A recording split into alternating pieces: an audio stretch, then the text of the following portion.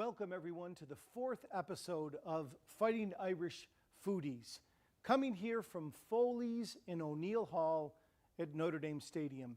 It's a gorgeous day on campus.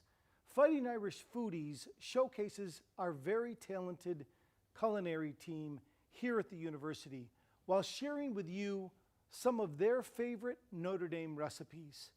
Over this next hour, it's all about having some fun, learning a thing or two, and not laughing too much at how horrific I am in the kitchen. This will hopefully be our last COVID update from Notre Dame.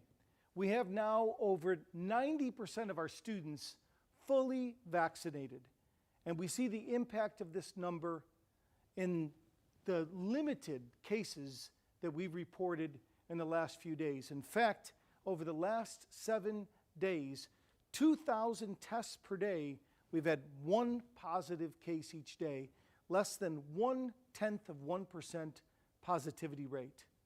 Today is a study day here at the university for all of our students as they ready themselves for finals and the end of the spring semester. We're looking forward to commencement next Sunday and our keynote speaker, Jimmy Dunn. Our graduates are in for a real treat, and their family members, 4 tickets per graduate. And so will all of you are welcome to join us online to watch commencement. You're not going to want to miss this one. I'm going to suggest that this will be one of the greatest commencement speeches that you will ever hear. Before we get started today, I feel compelled to let everyone know that we're working in a safe environment. All of our camera operators are in hazmat suits. No, not quite.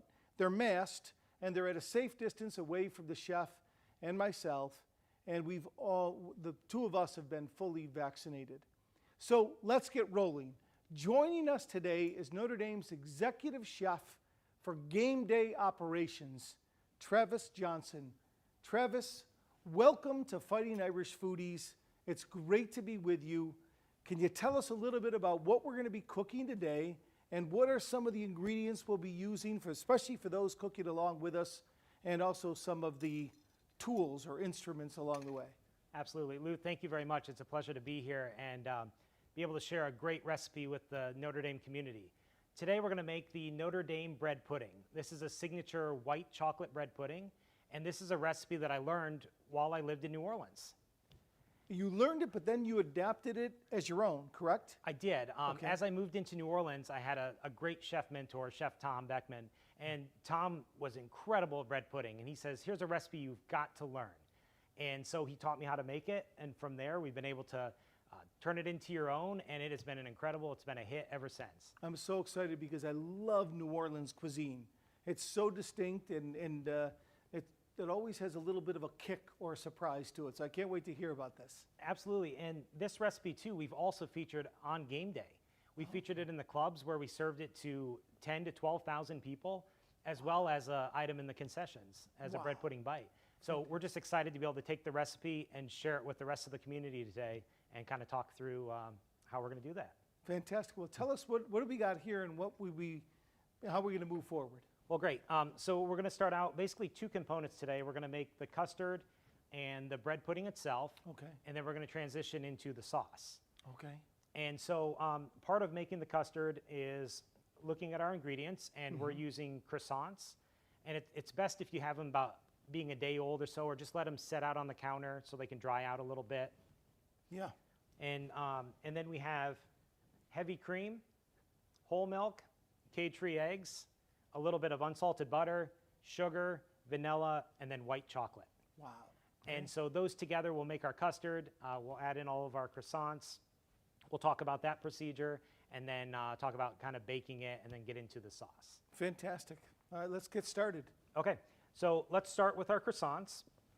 And so we've got four croissants for this recipe, as you can, if you're following along. And we want to start out by tearing the croissants. So some people will take a knife and a cutting board and sit and chop it up, but this is a great recipe to share, you know, if it's at the holidays with the family. The kids have a lot of fun kind of tearing the croissants. Just go ahead and tear them down. We'll put them right into our bowl. About a 1-inch piece, or how big? Yeah, you can have about 1 inch by 1 inch. Okay. And it's just going to add kind of a rustic feel to the bread pudding as it finishes Now, up. why do you use croissants instead of some other type of bread, like a French bread or something else? Yeah, I mean, well, typically, like, especially in New Orleans, French bread's used for everything. Okay. All their traditional dishes, you always save a little bit on the side, so if you're eating Yeah. that étouffée to soak up the rest of that sauce. Yeah. Served it with jambalaya and a lot of po' boys. And so a lot of people have ends left over or product at the end of the day. And what's really cool about French bread in New Orleans is they run French bread out all day long. So some of the big groups, one of the groups we worked with, Leidenheimers, they would do drops all day long throughout the day as we're serving our gumbos and our jambalayas. And so at the end of the day, you'd always have a little bit left. Yeah. And you could tear that up and give it to the pastry chef, and then you'll have bread pudding the next day. So you grew up in Iowa, right? And Iowa is like, they're the nicest people in America. I feel like I've never met an idiot from Iowa. In some ways, I think about the edginess and the distinctive kind of flamboyance of the Cajun culture in New Orleans. It couldn't be further apart than Iowa. So did Iowa change how, I mean, did New Orleans change how you cook?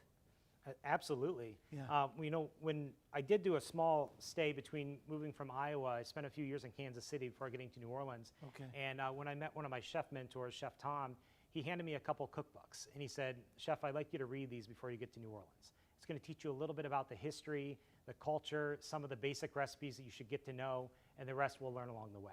Okay. And it was fun. Okay, I got to ask you this question. Yeah. Every time I visit, New Orleans, I think this place is fantastic.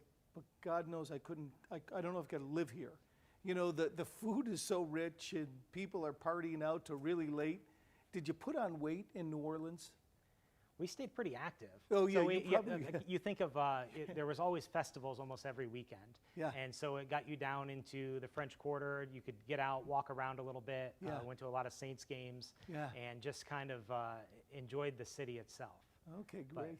yeah. Our Onion book. Chef Travis, we have a question from one of our viewers. This is Mary from Madison, Wisconsin. Mary asks, if the croissants are fresh instead of a day old, how will that change the outcome of the dish?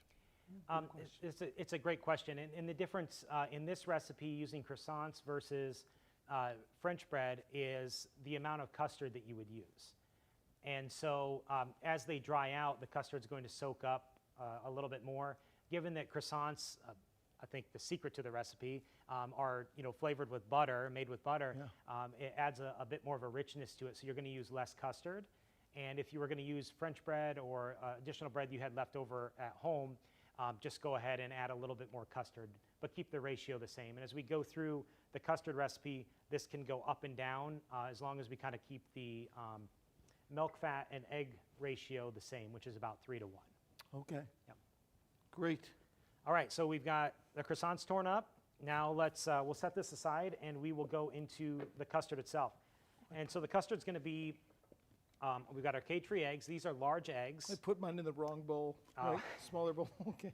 We're using large eggs, and then we have our heavy cream, a cup of heavy cream, and a cup and a half of 2% or of whole milk. Okay. And you can work with those ratios. You could use all heavy cream, a little bit of half and half. This ratio seems to work best for this recipe, but it's all about having that kind of fat ratio in the milk you're working with. So we've got our second bowl. We'll start out with our eggs. So we're going to crack 4 of the eggs.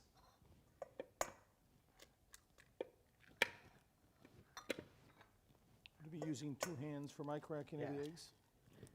The trick's to not get any shells in there, but it's okay. It's okay. Where are you throwing your shells? Right off to the side in the Okay. little gold bowl.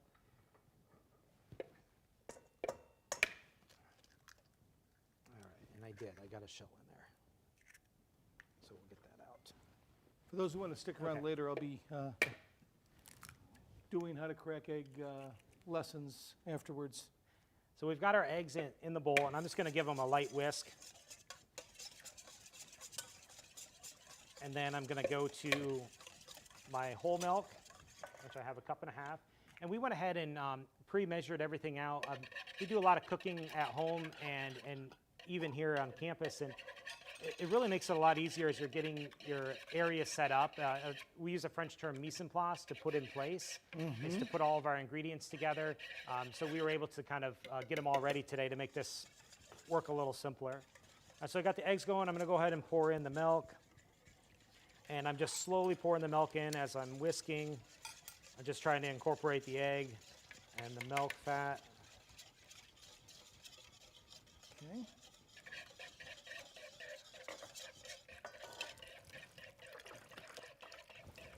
This is the whole milk right now we're That's putting the in? whole milk, yep.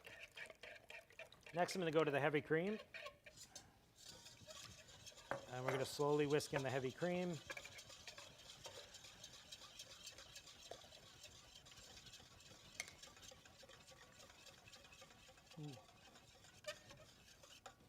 Ooh, that's Yeah. good.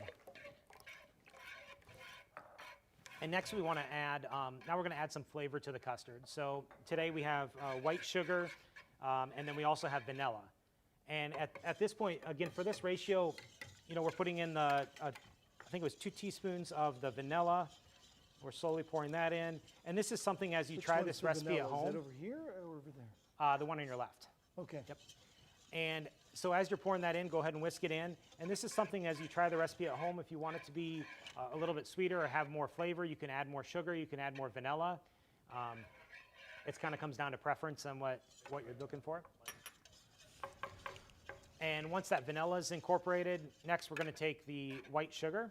White sugar? And we're Travis, we gonna have a question from the audience. Yes. This is Susan from Tallahassee. You know that town? Yeah. She wants to know, how long has Notre Dame served this exact dish?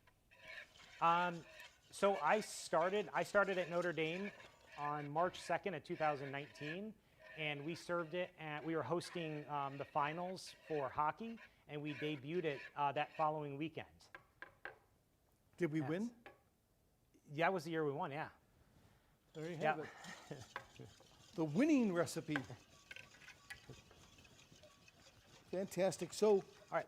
yeah, So- keep going. No, go ahead. So we've got the sugar in, so we've got our custard belt. And again, at this point, if you wanted to make it a little sweeter, you could always add a little more sugar. Okay. One thing that I like to do in the custard itself, just for a little flavor, is I don't like to wait until we get to the sauce. So I like to add just a little bit of the whiskey into it. And you can do like about a half a teaspoon or so. And, similar to when we make the sauce later, when we're adding it, we never really measure. It's a little bit much there. I'm going to just take a little, it's been a long, tough day at work, guys, and I'm just going to put a little of this on the side here. I'm teething, so I have that ready. So tell me, you cook a lot. Your wife is in the hospitality industry as well. Yeah. You have a 15-month-old daughter, Amelia, and my understanding is she follows you, the two of you, around the house, and she cooks. Tell us about that. Yeah, it's great. Yeah, so my wife and I are both in the hospitality business. That's really kind of how we met when we were living in New Orleans. And our daughter has a small kitchenette in her room just off of the kitchen, and she'll run over to and grab her chef hat. She puts her chef hat on, and she grabs a bowl and a whisk, and she comes running into the kitchen, and she's stirring it, and she gets excited when we're cooking. And I think, over the last year or so, we've been able to have a lot of family meals at home and do a lot of cooking. And so it's been a lot of fun. And we've also been able to introduce a lot of fun flavors, to her palate as well. That's fantastic. Travis, we have another question from a viewer. Okay. It's Tom from Shreveport, Louisiana. And Tom wants to know, does it matter which type of whiskey we add to the pudding? It doesn't. It's a personal preference. So we always say, if you have a whiskey that you have at home or something you really like, you can have that flavor flow through into the food. I think a good base is always like a good Irish whiskey, or a Jameson works well. One of the whiskeys that I found was it's a pecan roasted. You can pick it up at your local grocery store or liquor store, and that's going to alter the flavor a little bit in the bread pudding as well. But it's really a personal preference at the end of the day. I have to tell you, after my freshman year at Notre Dame, I went back home in Western New York, and I worked in an ice cream factory. And in times I would just go get that cream. Every once in a while, just take some of that, a cup of the cream, and just a bit of a sweet tooth, and it was just delicious. as it went down. So I know this is a major ingredient in here, so it's got to be good. It's going to taste really good. Okay, so we've got our custard made.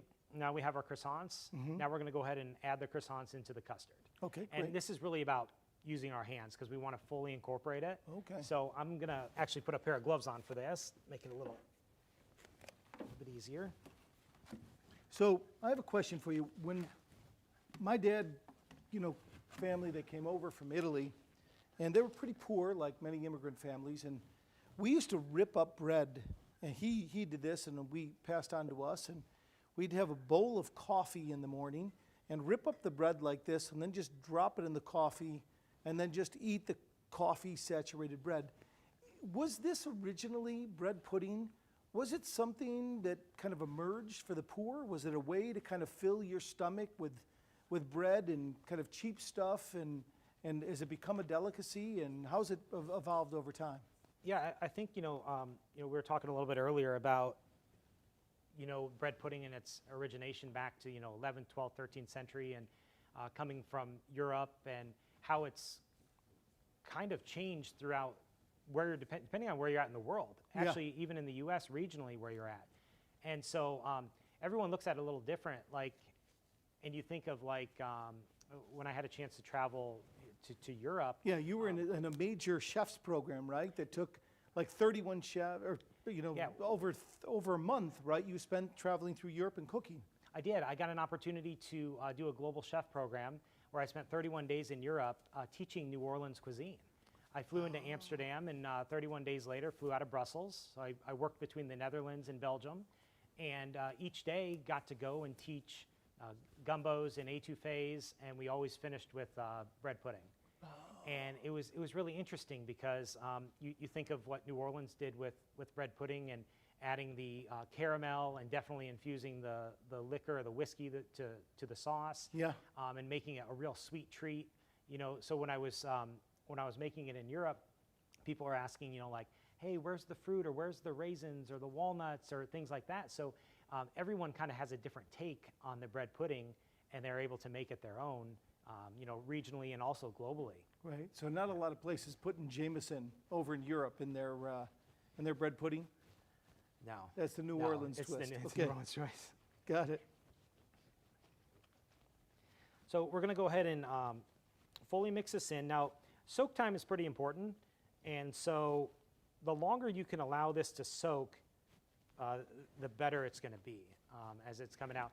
And if we were making this at home for, let's say, an event we had over the weekend, or we were going to have some friends over, I would actually make this the night before, and I would just go ahead and cover it and leave it in the fridge overnight.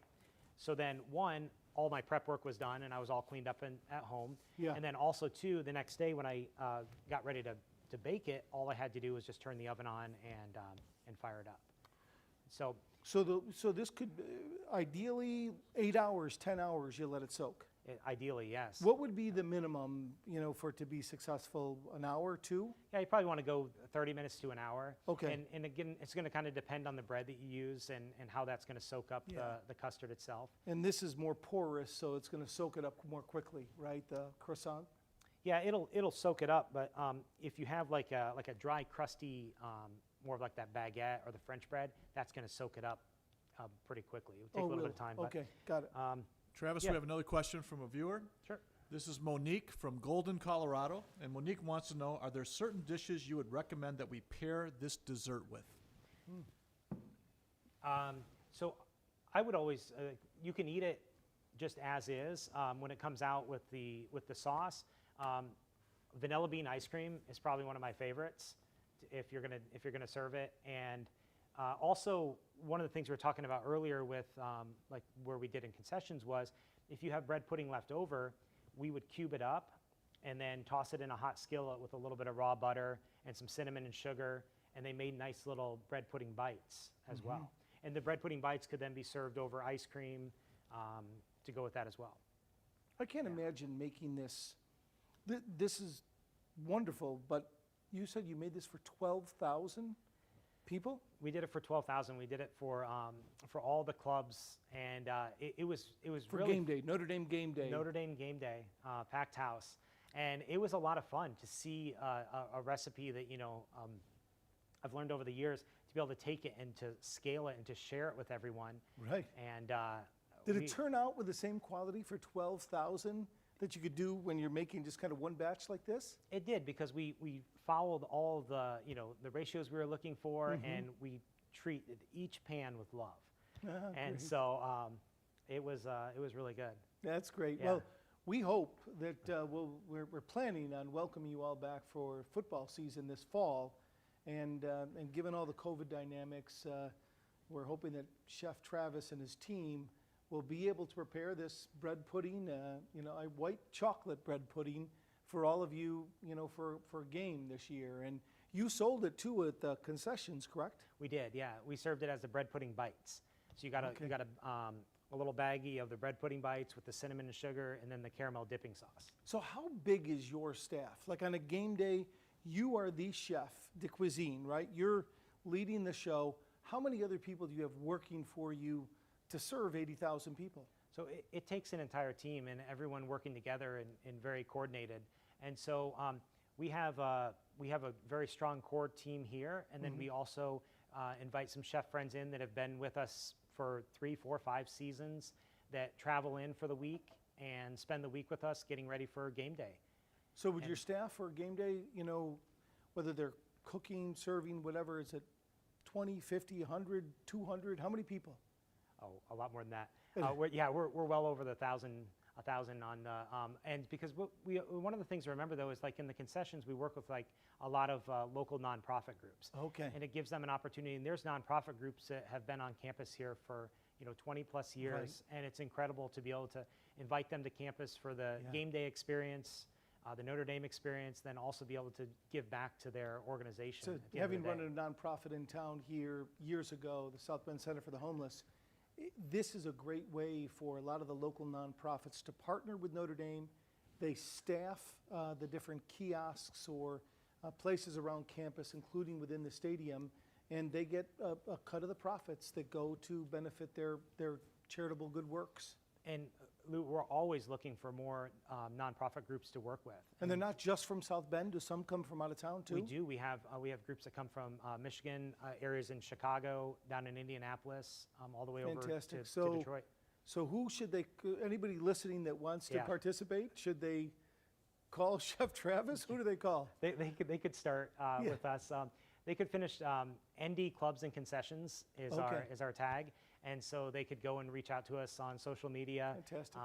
or directly through the website, and then we can get coordinate with them and find out what they need. But That's it's a great opportunity to give back. Fantastic. I think that's unique. You don't see that. You've worked at Florida State, Tulane before. Have you ever seen any kind of a partnership program like this before? Yeah, there's pretty strong partnerships throughout the communities, because it's a great way to be able to give back to the communities that we Right. work and play in. And so, All right, what do we do Okay. next? all right, so we've got the custard and the bread pudding going. Let's get the pan ready. Okay. Okay, so we are using cast iron. I think cast iron works the best. You can use a pot you have at home of some sort, but for me, cast iron I think gives me the best results when making this recipe. And so we've got our cast iron, but we want to add a little bit of raw butter to it before we add the pudding mixture. Okay. And so we've got our cubed butter.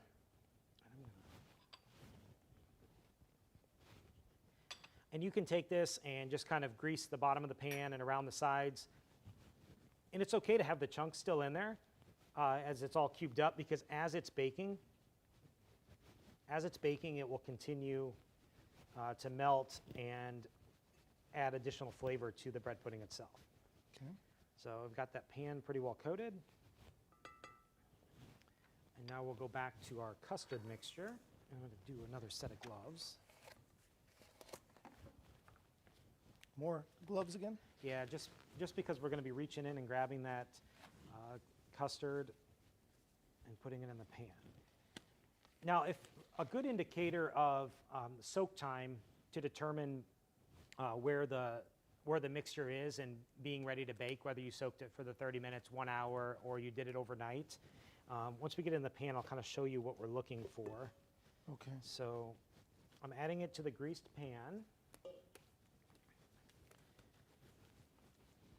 And this sat for, about 5 to 7 minutes or so. Yeah. And so it's still a little bit loose. So we'll probably want to let it go just a little bit longer. But when the custard mixer's in here and you go to put your hand on it and press down just a little bit, you should see some of the custard start to come up. If there's too much custard coming up, you know that it needs to soak longer. And if there's not enough custard, then you know that you need to next time make it a little more, This little looks wetter. good. So now, Do you ever just feel tempted to eat it raw like this? yeah, I mean they're pasteurized eggs, so Yeah. it's sometimes as we're making the custard itself, depending on like the liqueur we're using or the amount of sugar, we'll sample it and taste it just to know where we're at. Okay, so we've got It's really, it's really good. really good. So we've Nobody- got the custard in the Nobody else pan. is going to be eating mine, just for the record. Nobody eats mine, so don't be worried. This is where we'll take our white chocolates. Okay. And you can take the white chocolate and actually you could mix it in as you're going, or you could put it on top. Either way, they're going to melt and they're going to incorporate into the bread pudding. So I'm going to add this right to the top. Why do you use white chocolate versus, say, dark chocolate? I think just the overall look in the end, the white chocolate fades into the color. Got it. So when you go to eat it, a little bit more presentable. Yeah. Okay. And then I like to take we got a little extra sugar up front. And we Chef are Travis, we have another question. okay.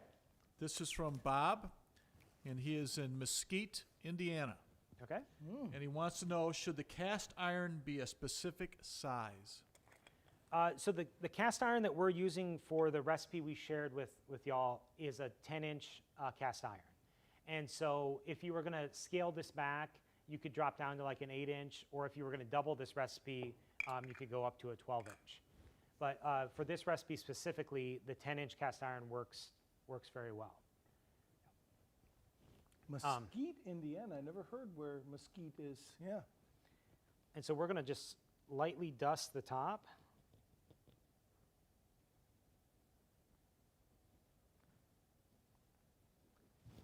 Okay. And now this is ready to go into the oven. So again, if depending on like the cook time or the soak time that you're looking for, we would have preheated our oven to 350 degrees. Okay. Now, cook time is going to vary a little bit, if you're using convection or standard cook. Yeah. But 350 degrees for about 25 minutes gets it about right. But Yeah. you'll want to kind of look at your oven at home and, Yeah.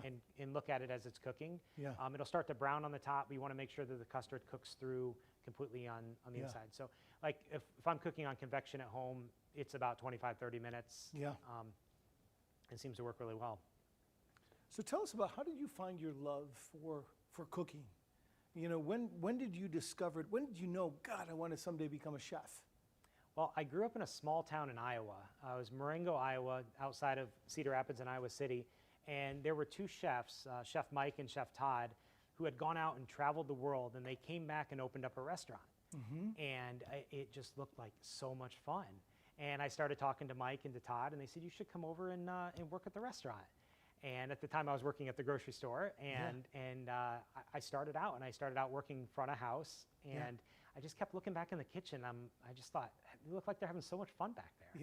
Yeah. And I had an opportunity to work with Chef Todd and Chef Mike for a few years, and they really started showing me and teaching me a lot of things in the back of the house. Yeah. From production to cooking to recipes, and from there, I really fell in love with cooking.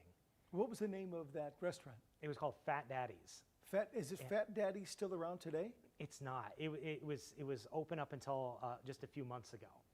after the Wow. pandemic. So it lasted a long time. Yeah. And then was it a casualty of the pandemic, you think? I think so, yes. Yeah. Yeah. It's been really tough on, you must know a lot of chefs, friends, restaurateurs, and so forth who have suffered during this time when all the COVID restrictions have made it very difficult to survive. Yeah, and a lot of chefs have also found new ways of looking at the business, and looking at like the to-go aspect of things. There's a lot of chefs that have found ways to broaden their market with some of the restrictions that they've had. Got it. So there has been Yeah. some good that has come out of everything. So are you too. a Food Network fanatic? Do you watch a lot of those shows? I do like Food Network. Yeah. Yeah. There's some good shows from time. Top Chef is always fun to watch because you're watching people kind of get out of their element a little bit and be Yeah. challenged, and Yeah. it kind of shows you're thinking on your feet. So the Food Network's been around, what, 20 years or something? I'm guessing, I don't know, I'm not a fanatic of Food Network, but it's made you guys much more sexy, attractive, impressive, right? You wear your top hat, your toque around, Yeah. and I mean, does it get more attention? Do you get a lot of questions that come, Food Network type questions? A lot of people ask questions. Yeah. Yeah, Yep. that's great. You're more and more visible than ever, so that's cool. Right. And, All right. and that's kind of the industry too, because chefs used to be in the back. Yes. And that was it. And nowadays chefs are out on the floor. Yeah. They're talking to guests. Yeah. They're interacting. They're sharing recipes. They're sharing thoughts and ideas. Yeah. This is my third show, guys. When do I get a toque? I mean, do you have to do 4 or 5 shows before you get the toque? I brought an extra toque. Oh, can I Yeah, try it out? yeah. I'm kind of like Amelia, your 15-month-old daughter. If she wears a toque? She has a toque. Yes, she She has a does. toque. Yep. Okay, so I don't feel like totally you an the toque. imposter. Yeah, I'm I gonna wanna grab see you the toque. Okay, good. This has always been something that I was kind of excited about. I don't know how it'll fit my, I'll get a haircut next time, but is it like, would it be considered problematic if somebody who wasn't at the full chef status wore a toque?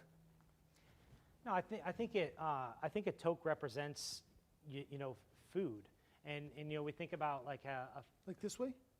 flip it over. There you go. We think of creating exceptional food experiences for our guests as they come through, and part of that is not only having great food, but it's looking the part as well. Yeah. And so we want to make sure that our chefs and our team are educated around where their products come from, what Yeah. they're doing, what it's going to taste like, but also look that part where if a guest has a question, they're able to answer that. And I like the toque. I'm feeling think it really, looks- I'm it feeling looks really great. good about Yeah, myself right I now. like it. Now, if I were in a kitchen, would I have to cut my hair more? You may have to wear a hairnet underneath the toque just to keep I'd it back. cut my hair before I'd go with the hairnet Yeah. thing. Yeah, I would definitely. Right. The hairnet thing's not a real good look. Yeah, I'd get cut. Okay. All right. right. So what do we do next? Well, let's go ahead. Our oven's been preheated. We're at 350. Let's go ahead and drop our bread pudding in the oven. Okay. Okay. Fantastic.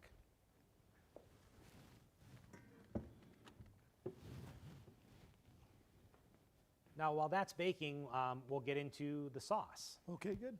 Okay. And so the sauce components we kind of briefly went over earlier are made up of 50% sugar and 50% butter. Okay. And so on the recipe today, we have a half pound of brown sugar, half pound of unsalted butter, and then we'll have things to flavor the sauce, which is our vanilla, a little bit of heavy cream, and some orange. Why is it the best things in life never seem to be the healthiest? I know, You know. it's the butter. I mean, you can see the mound of butter yeah, right there. it's a mound of butter, but I know this is going to taste really good. Okay, so we're going to start. We're using gas today, but if you have an electric range at home, you just want to start out on low to low medium to get your pan warm. And this is a great opportunity because the bread pudding's cooking. Our sauce is going to take 7 to 10 minutes or so to make, and then we can go ahead and let that sit as the bread pudding finishes. Okay. So as the pan starts to warm up, we're going to take our brown sugar, and I've used a light brown sugar. If you want a little bit richer and deeper color to the sauce, you can also use a dark brown sugar. Okay. And I'm going to add the brown sugar. That's a healthy amount of brown sugar. And then what we've done in advance is we've cubed up the butter because it's just going to melt a little bit easier Got it. and more evenly without burning. And what I'm going to do is with the brown sugar is I've made a little bit of hole in the middle and the brown sugar to the outside, and I'm going to add the butter to the middle. Okay. And I'm going to just slowly add butter, and as the butter melts, incorporate the brown sugar, add a little bit more butter, and just keep going until it's fully incorporated. I can see the pan starting to get hot, and the butter's starting to melt already. Are you going with all the butter ultimately, or? Yeah, we'll use the entire butter before we're done with this.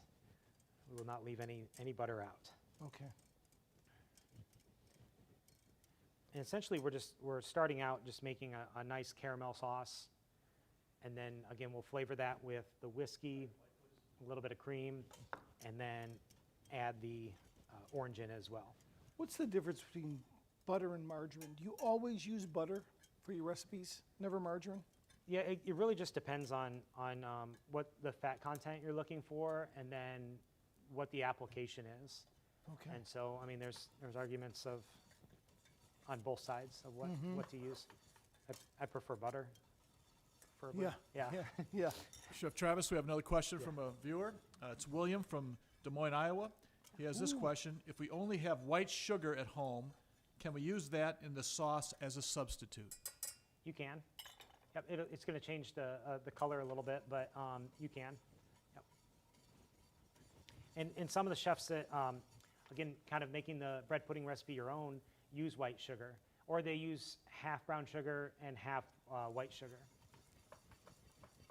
Is there a little competition with the folks from over in Des Moines? Might A little be. rivalry, would you say? It could be. I have some. That's where my I have a younger brother and an older sister, and they both live in Des Moines. Oh, they do? Okay. Yep. My other younger sister lives up in Wisconsin, where most of this butter and cream comes from. So as it starts to melt and continues to melt, I'm going to keep adding more and more of the butter. And you can see it's just like a nice, rich color. Mm-hmm. Yeah. And as we continue to cook this, it's going to be important that we bring it to like a low boil or a good simmer, just so we don't end up with any of the granules of the sugar. We want them to get nice and smooth. How important is patience when you're cooking? Do you ever feel like, you're rushed and you want to kind of make a shortcut? Does that get you in trouble when you do that? It can, yeah. And so I think one of the things that we've learned over the years is the more you can get ahead, preparation out, like we were talking about today, getting all your ingredients together. If you do run into those situations where you're running around, you're at least set up for success. Can I tell you, I feel like you're looking at me with just a tad bit more respect now that I have my toque on. Is that accurate? I like the toque. Yeah. You like the toque? Okay, yes. good. Chef Travis, we have another question. This is Mike from Asheville, North Carolina. Mike wants to know, are you going to have this in the club section at the stadium this fall? Well, as we develop the menus for the fall, this is a recipe that definitely will be on the rotation. Absolutely. We were talking about this earlier, and we don't know necessarily what the COVID restrictions might be for serving food en masse like this, but it's certainly something we're hoping to do.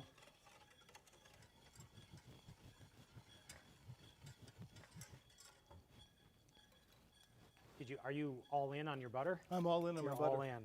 I'm almost there. I noticed that as I'm getting older, this is really hard to imagine, but I've even grown more impatient than I already was. Yeah. So I kind of jumped. Therein lies my previous question. I was going to, one of the things I learned, living in New Orleans is around one-pot cooking. A lot of the traditional dishes, think of like jambalayas or gumbos or etouffees. And it does teach you some patience because you're layering flavors in as you're cooking. And it's so important that each layer goes in at a certain time to get, cook time. And so it teaches you a little bit of patience because it adds to the value at the end of the meal. This is getting kind of syrupy now, right? Yep. It's got a little bit, They resemble like a caramel as you're... Yeah. I'm going to turn the heat up just a little bit.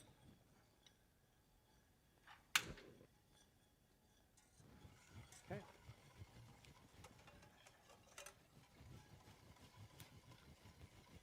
And again, if you're using gas, just like a medium to low to start, and then once it's started to melt, you can turn it up a little bit until you get that simmer you're looking for, and that the butter and sugar are fully incorporated.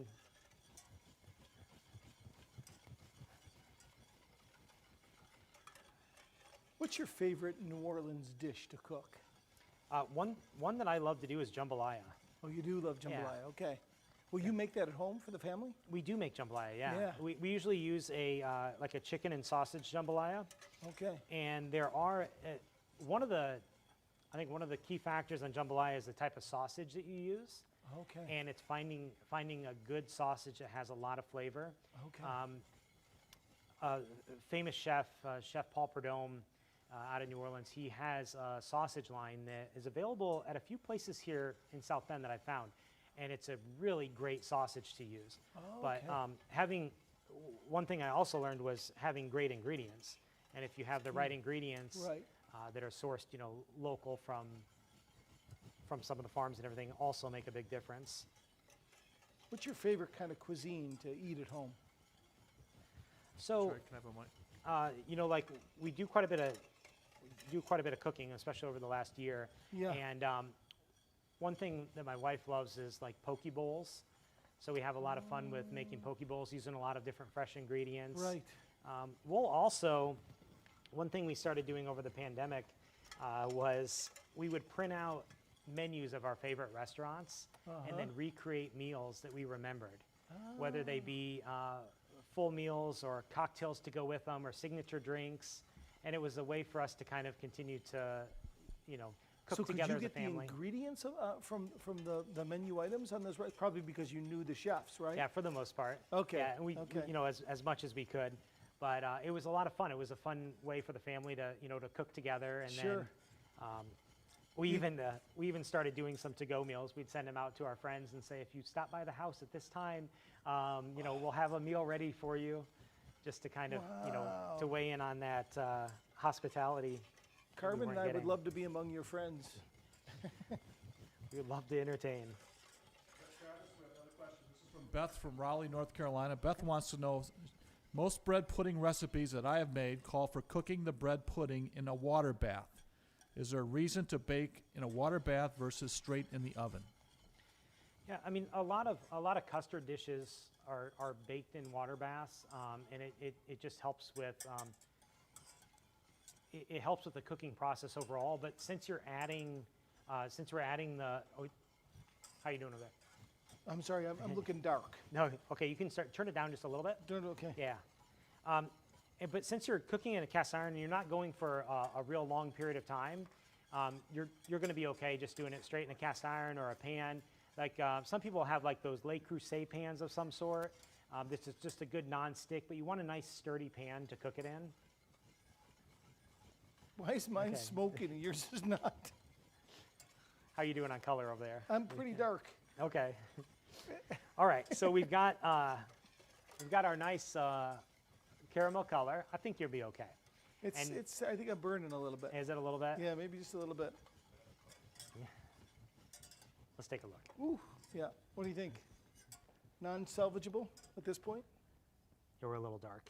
I'm a little dark. We'll okay. Cut it off, okay? Yep. I've got plenty of sauce. We'll share on this one. All right, so we've got the sauce going. It's been at kind of a low simmer. You can see it starting to bubble a bit. Next, we're going to want to add our flavoring to it. So either we're going to use the Irish whiskey, or today I think I'm going to use the pecan whiskey, just Okay. because it adds a lot of flavor. This is like roasted pecans. Yeah. Now, one thing to remember for everyone at home is you've got a very hot caramel, and we're going to add a cold liquid to it. And so as you're adding that, it is going to bubble up, and you want to be very, very careful so that it does not splash and get on you. Okay, so I'm going to add, and as you're adding whether it's the cream or you're adding the whiskey, you want to continue to whisk. And you can tell as I'm adding it, just nice and slow to start. Travis, we have another question from the audience. It's from Malik, and he's in Phoenix, Arizona. He wants to know if we still have a fire department here at Notre Dame. Yes, we do. We sure do, and they may be coming soon. Not sure. It just must have been just a little too high on the burner, I'm guessing. on that. So when you want to really impress your wife at home, when you're in the doghouse and you got to come up with a really great meal, what is it? Is it one of these poke bowls, or what do you come up with for her? The poke bowl has been the trend lately. Okay. Yeah, that's the go-to. Yeah. Yep. But I think it's, we like to kind of do it together, where we'll design the menu, and she'll set the table, and she'll get all the decor out, and then we'll do the cooking, and she'll help in the kitchen, and then we like to take pictures and share it with our friends. Who likes to eat more, you or your wife? Who can taste every taste? Boy, this smells terrible. I have to say it's probably me, because I often get asked the question as we're eating breakfast. I'm always like, what are we having for lunch? What are we having for dinner? And the question always comes up, and it's like, okay, because You're trying to savor what you're experiencing right there, and she's thinking ahead the next time. right? Okay. Yep. Okay, so we've been talking. I just keep adding. Okay. Good. Good. So I think we're at a good point here. And as you're adding your liquor or your whiskey, even if it's a little bit or a lot, just allow it to cook a little bit, because we want to cook out some of that alcohol, but definitely leave the flavor in. I just want to make sure that the cameras turn and look at this. This is what not to do. This is it. This is what to do. This is what not to do. All right, so next, to kind of cool off the caramel, but also bring it together, I'm going to add a little heavy cream. And again, just like the whiskey, I'm going to add this very slow while I'm stirring. And as I'm adding it, you'll start to see it becoming a little more glossy, and just a nice smooth sauce. And we're close to finish.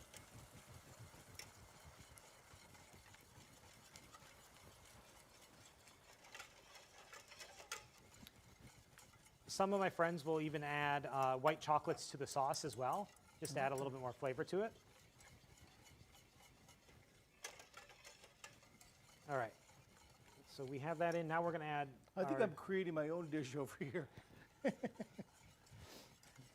We're going to add our vanilla. So we're going to pour in our vanilla next. Okay. And now that we have our pecan whiskey sauce done, I'm just going to turn this on low. And then I want to add a little bit of citrus to this. Now, depending on the volume of the sauce, if I'm making a bigger pot, I may take a whole orange, or if I'm just making a small batch because it's just a couple of us eating, I may take the orange and just add a little bit of either the zest or some of the juice into it. But it's always good to let an orange steep. So we'll just take an orange, roll it out on our cutting board. I'm just going to cut it in half. Then at this point, just kind of drop it into the sauce. And then you can allow this to simmer. You just don't squeeze it out. You just drop it right in. I just drop it right in. You can squeeze it a little bit by rolling it. It's gonna let out a lot of the juice you're looking for, and it's just going to add a little bit of acidity to it, and you're going to have those nodes of that orange on the flavor. And we'll just turn this on low. And the sauce, you can go ahead and just let simmer for as long as you like. I mean, the sauce is done right now. Okay. The longer that it sits and simmers on low, you're going to have more and more flavor from that orange come out. And I'm just going to turn that off because Interesting that you don't squeeze the orange in there. You just let it sit. Just let it sit and steep. Yeah.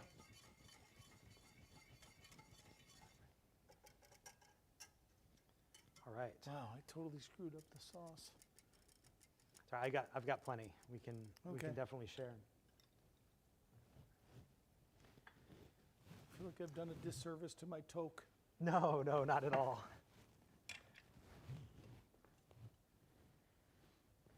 Okay. All right. Your color looks totally different than my color, but It has a beautiful caramel look to Yeah. it here, and again, as I'm continuing to whisk it, I'm knocking down that boil. I've now turned the heat off, so I'm just kind of letting it come back. and how long do you let that sit before you'll put that over the top of the bread pudding? If I have the time, Yeah. you know, I'll let it sit for probably 30 minutes or so. Okay. But if I was in a hurry and we're ready to go with it now, it's ready to go. Yeah. Yep. Okay, great. Fantastic. Travis got another question for you. This is Carrie from Indianapolis. She wants to know if we omit the oranges, will it still turn out just fine? Absolutely. Yeah, and orange is just a twist that we've put on it. Yeah. Yep. I got a question. Do Yeah. you know any good chef jokes?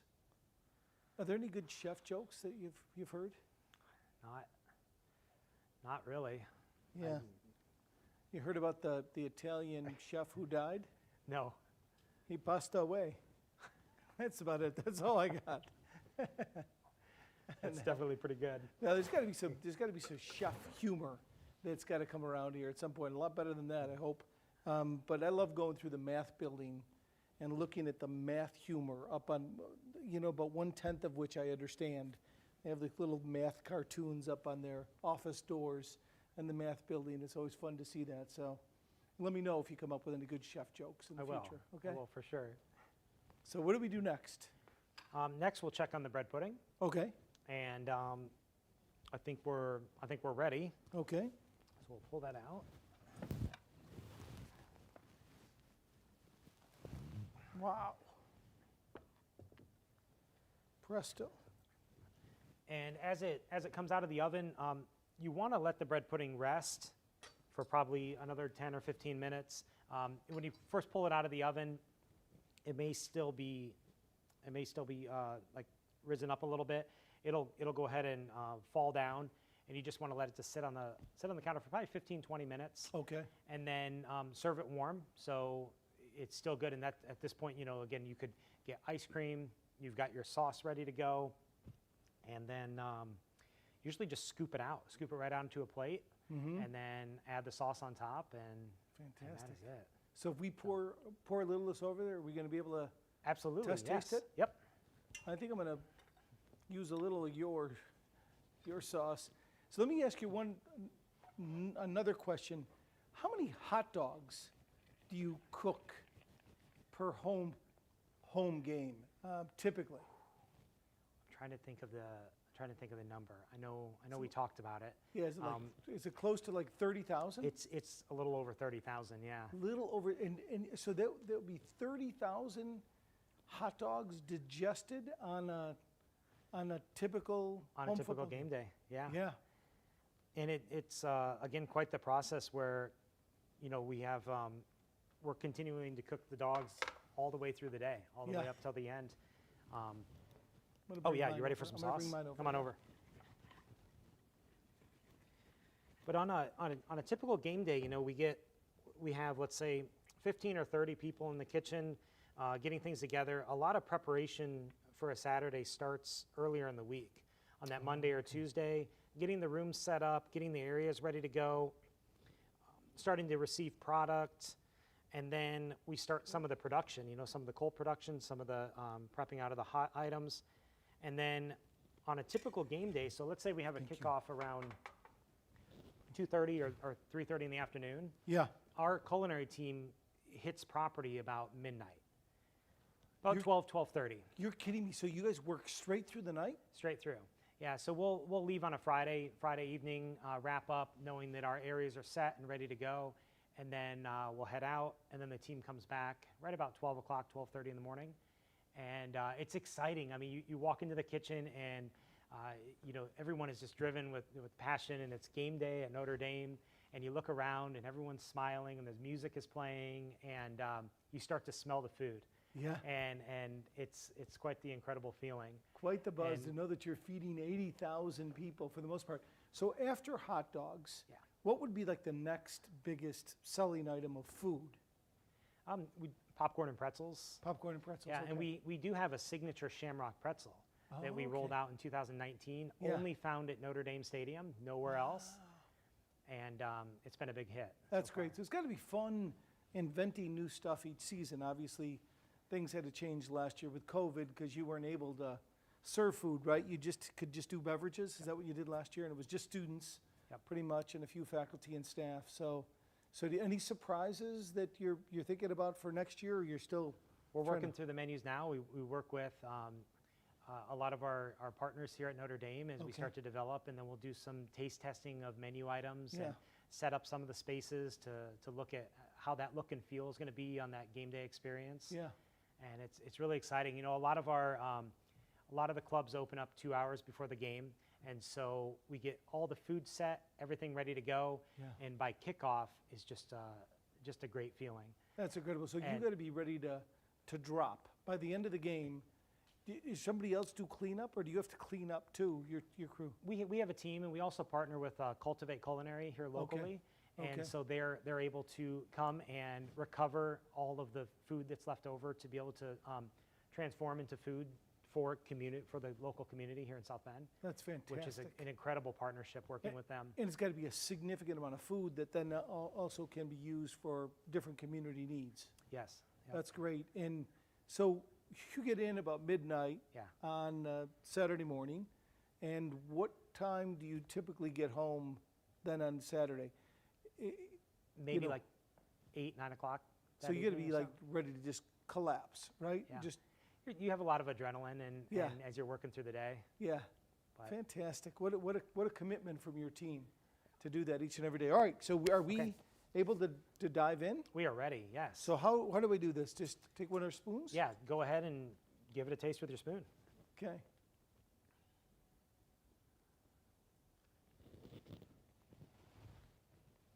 This is what I'm here for, right here, guys. Mhm.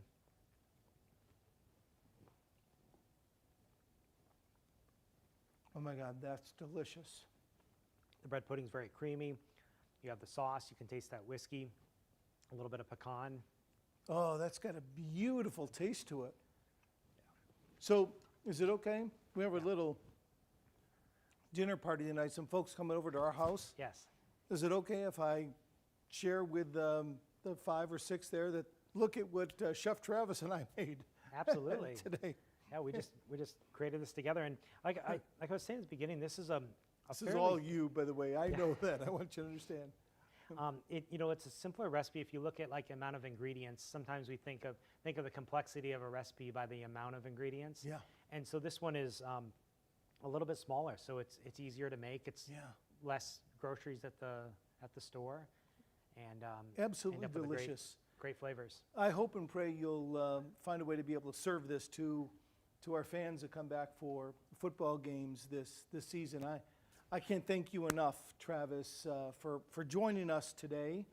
My mom and my aunts are now going to be expecting me to make Notre Dame's white chocolate bread pudding for them on my next trip back home to Buffalo. Please know that we'll be posting a replay of this show later this evening at this very site and at our ND Loyal YouTube channel. With the end of the academic year upon us, we're going to be taking a break from our virtual engagements for a couple of months. You'll be receiving a survey from us asking you about Fighting Irish Foodies and all of our virtual engagements these past 12 months. Our goal was to keep you in close contact with the university during a year unlike any other in our history. I hope that you feel we have kept you close to the Notre Dame family. So if you'd like to see us continue Fighting Irish Foodies this fall, let us know. Before we say goodbye, please know I speak for all of us here at Notre Dame when I say thank you. Thank you from the bottom of our hearts. Thank you for all you have done and continue to do for Our Lady's University.